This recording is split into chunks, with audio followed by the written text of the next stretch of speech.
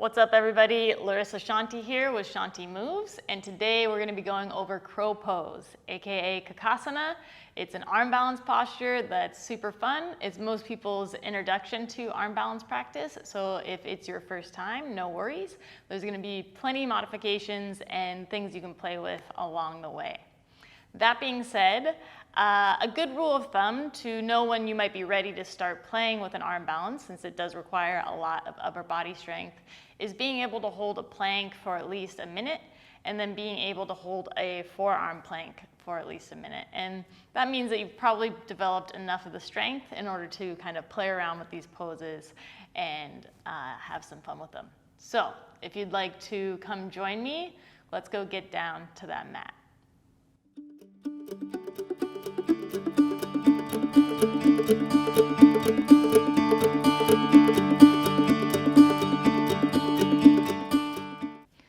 Okay, before we get started today, I just wanted to give a little shout out to Emily. You know who you are. You've been pestering me for a few months now to make this video for you. So here you go. This one's for you, Emily. Thank you so much for your continuing support. Let's get started. All right, so let's come to all fours. We're gonna do a little bit of a warm up first, especially for our wrists. So when we're doing an arm balance practice, it's important you take care of your fingers and your wrists and stuff, because that's where most of the action is happening. Most of the balance is coming from there. So giving them a little bit of love is what we're gonna do. And to just do that, you're in your tabletop, then start to shift the weight from side to side on your hands. And then slowly start to externally rotate them until eventually they start to flip all the way around and the fingers are facing back at your legs. And then if you're already feeling a nice intense stretch here, you can just stay here, or if you want, you can do a little cat-cow action here. So on your inhale, you can drop your belly, open up your heart, lift your head. And then on your exhale, tuck the tailbone, round up through the spine, letting the head drop last. Okay, let's move through a few more of those. Drop the belly, open up the heart, lift the head on your inhale. And on your exhale, tucking the tailbone, rounding through the spine, rounding through the shoulders, head dropping last. Good, one more. Drop the belly. Open up the heart, lift the head. Exhale, tucking the tailbone, rounding up through the spine, head dropping last. Good, maybe just pause in the cat for a little bit. You can send the hips towards the heels to intensify the stretch. And then bring the shoulders back over the wrists, come back to a neutral spine, and then start to shift the weight again from side to side, this time turning the fingers back to the top of your mat. And I'll just face the camera for this next one. So next one, we're still in our tabletop position.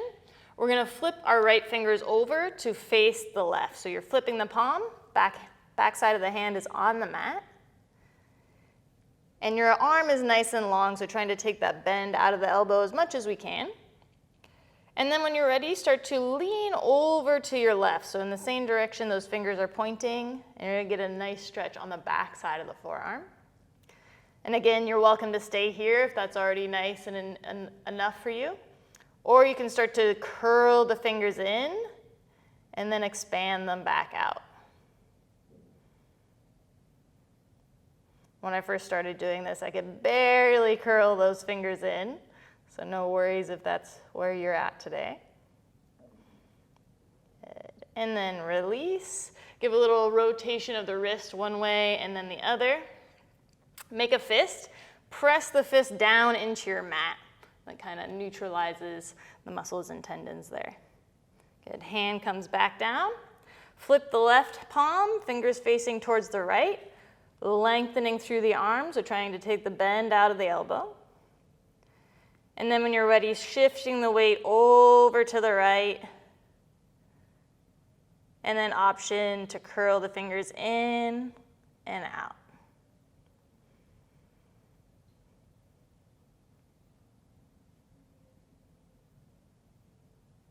Good, last one. And then flip the palm, rotate the wrist one way and then the other.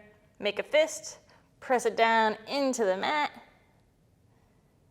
and then release. Good, so I could do wrist stretches all day, but let's get going. So come back to your tabletop, and then we're just gonna run through a regular cat-cow here. And we're gonna pause in our cat so we can feel some actions happening there. So on your inhale, drop your belly, open up your heart, lift your head. On your exhale, tuck the tailbone, round up through the spine, rounding through the shoulders, head dropping last. Good, let's pause here. Really press your hands into the mat, and your heart is kind of lifting up in between your shoulder blades, and your shoulder blades are spreading down on the sides of your back. And this is kind of essentially what we want to be happening in our upper back in our crow pose. So you find the shoulder blades spreading apart, but they're also laying flat on your upper back. They're kind of stuck to your upper back, so there's an engagement of the muscles there. And then go ahead, relax back to your tabletop. Sit onto your heels. Shift your weight off to the side. Bring the feet around front and then scooch down your mat to make sure that there's plenty of space for you behind you. Hands underneath the knees, roll down onto your back. Good, and then we're kind of in our bridge setup here. So feet underneath, our heels coming towards the bum, feet are at hip width, arms are down by your side at first, palms facing down. And then when you're ready, take the knees up to the chest. Take a knee in each hand. And then start to draw those knees down to the outsides of your ribs. Good. And then leave the knees where they are. Bring your hands in between the legs here. So they're in between your knees.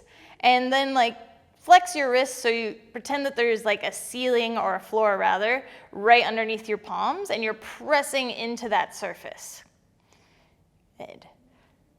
Now on your next inhale, pick your shoulders and head up off the mat. So you're pushing into that invisible floor in front of you.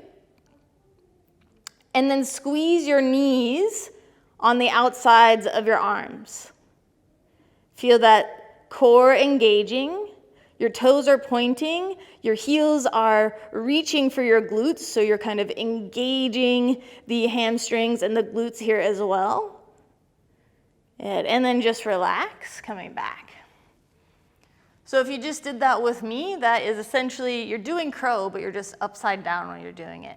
So those are kind of all the actions that are happening in the body when we're flipped the other way around. So let's try it one more time. Knees up to the chest. Take the hands, bring the knees down to the outsides of the ribs. Your toes are pointing here. Hands come in between the legs. Flex the wrists, so you're pulling the fingers back towards your face. And then on your inhale, lift the shoulders up and head. Good. See if you can find that same kind of rounding you find in your cat. And then squeeze the knees on the outsides of the arms, really engaging that core. It's a good thing if you start to shake a little bit. And then remember, those heels are kind of sucking towards the glutes, so you're engaging the hamstrings and the glutes as well. And then just gently release, relax. Bring one hand to the belly, one hand to the chest. Just take a few breaths, letting the body disengage.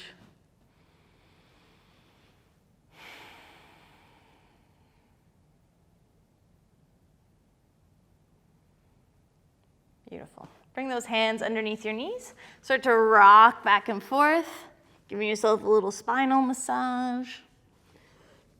And then coming all the way forward. Perfect. All right, now we're gonna go into our practice. So I like to start from Malasana. So coming into your yogi squat, your feet are a little wider than hip width, your toes are out, your heels are in. And let's just do a little squat here, opening up the hips a little bit. So elbows come to the insides of the knees.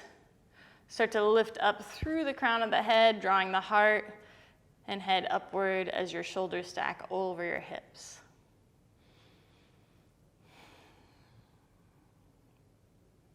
Beautiful. Good. Now from here, bring your hands down to shoulder width, right? So we're not going too wide, we're not going too close together. Hands are at shoulder width. And then it might take some experimenting here to figure out your exact finger placement that you like. If you don't want your fingers all facing directly forward, and you don't want to be too externally rotated either. So somewhere in between your hands turning out to the sides of your mat and your fingers towards the front is going to be kind of the sweet spot to work within. All right? And then when you're here, find a little gripping action. So you're pressing your knuckles, your palm knuckles down onto the floor, and they're kind of gripping with the fingertips as well.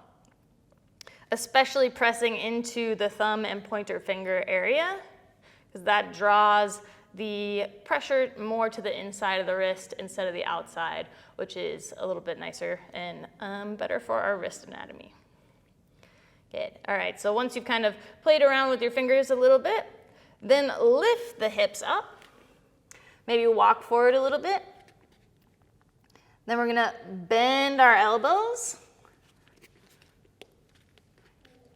and shift the weight forward. So your shoulders start to come over your fingertips, and then your knees are squeezing on the outside of your arms. Then maybe try to pick one foot up. Your heel is coming towards the glute. You're engaging your hamstring. You're engaging your glute. And then put it back down. Same thing on the other side. So shoulders, you're leaning forward. Leaning forward is one of the key actions here, right? Shoulders over the fingertips. And then other heel comes towards the glute. Engage the hamstring, engage the glute. Also engage the core, a lot of engagement. Good, and then set it down. Sit back into your Malasana. Take a breath.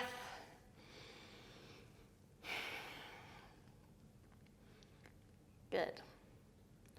All right, so we're gonna do that one more time. So maybe we'll take both feet up this time. So hands come down, shoulder width. You grip, you find the rotation in the wrist that you like. You lift the hips up, maybe come forward a little bit. You bend the elbows and lean forward. Your shoulders are coming over your fingers. You find your knees on the outsides of your arms. Keep leaning forward. Bring one heel to the bum, then the other. Hover there, squeeze, engage the core, engage the hamstrings, and then set it back down. Roll the wrists. Take a few breaths.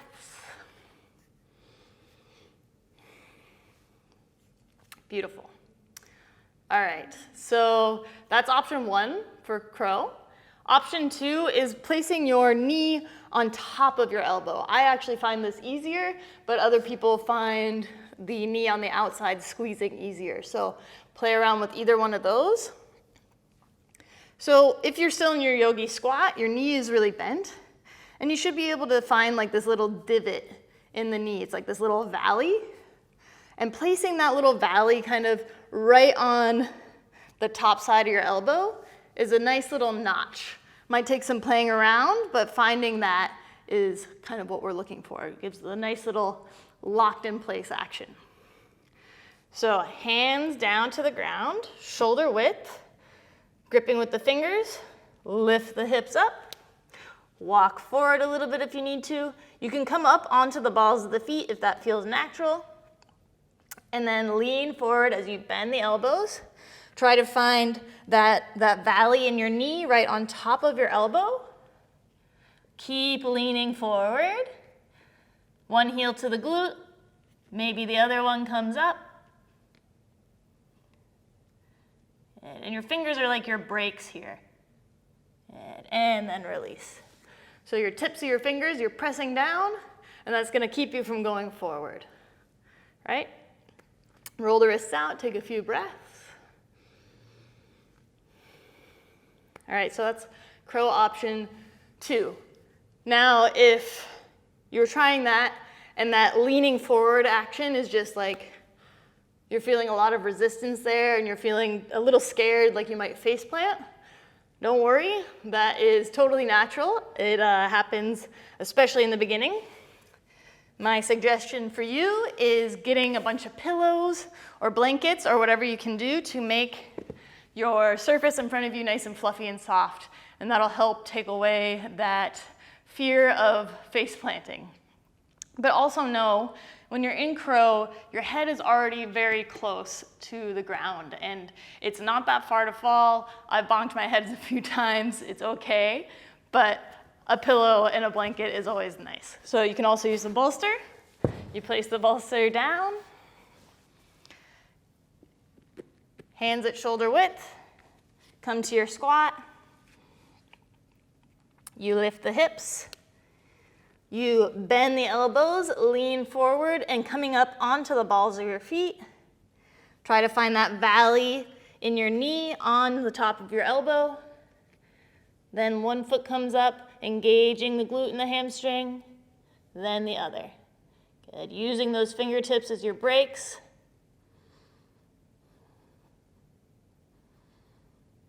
And then set it down. Roll the wrists.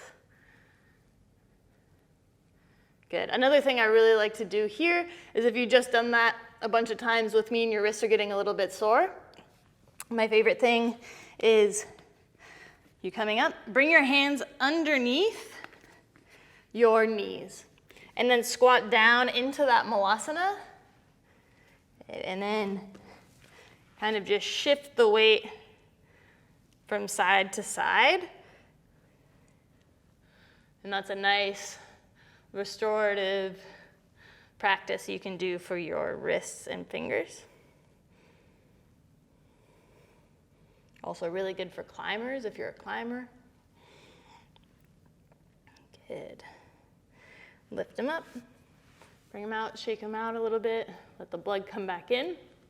All right, so that was option 3. Now we're gonna be doing option 4.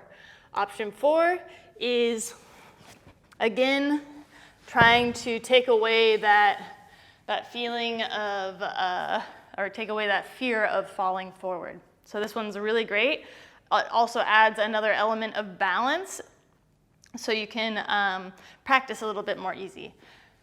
So I prefer to take 2 blocks, placing them like this versus 1 block like that, because it's a little less stable. So if you have 2 blocks, or if you have books, you can stack them up as high as you need and place them down on your mat.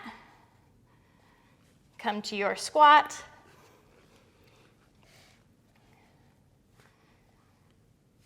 Hands at shoulder width. Place it a little bit further. Lift the hips. Start to walk forward, coming up onto the balls of your feet. Bend the elbows, shoulders come over the fingertips. Find those knee valleys on the tops of your knees. And then just lean forward before you come up with the feet. Find your forehead on the block. So now you have 3 points in contact instead of 2. But make sure you're not pressing, putting too much weight into your head, because that's not good for the neck here. Then you can pick 1 foot up and then the other.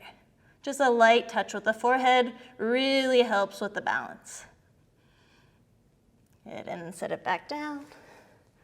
Take a few breaths.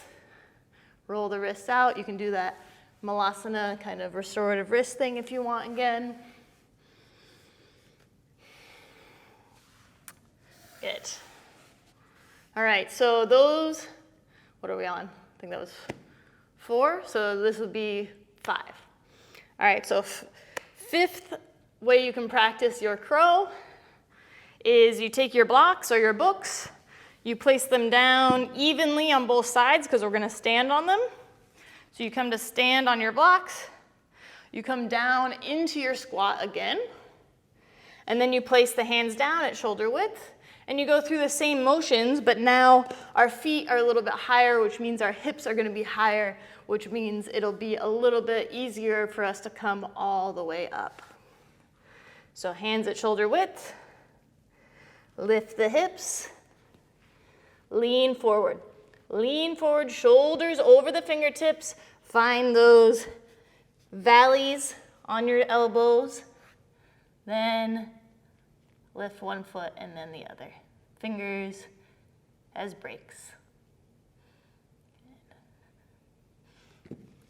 Beautiful. Coming back down, rolling the wrists out. So your gaze can be really important here too. A lot of people want to try to look forward. So either look down directly at your mat, or looking in between your thumbs can also be helpful, playing with the gaze a bit there. So those are all my Kakasana tips for you. I hope that you found them useful. And remember, if you're still struggling with plank or chaturanga, that maybe to really nail those down before coming to a crow practice. Either way, I hope you enjoyed it and had fun. Until next time, the light in me recognizes and sees the light in you. Today, we're gonna be going over crow pose. So crow pose is an arm balance pose, also known as Bakasana. And I'm gonna do it again because I didn't do it right. Hello everybody, Larissa Shanti here with Shanti Moves, and today we're gonna be going over croak pose. I'm croaking. Gotta do it again. Didn't feel natural. Kakasana.